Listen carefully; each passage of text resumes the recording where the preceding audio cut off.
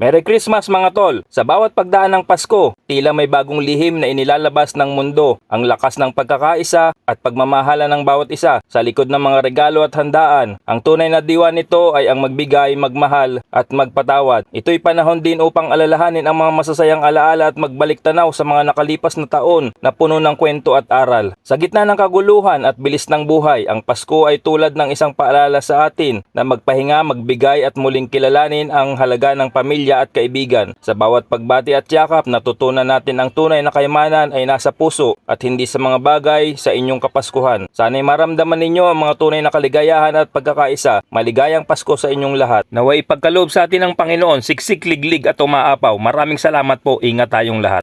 Merry Christmas mga tol! Katatapos lang namin maghapunan, dadako na kami sa masayang parte ng celebration ng Christmas. Advance celebration na ginawa namin kasi bukas may pasok ako sa trabaho.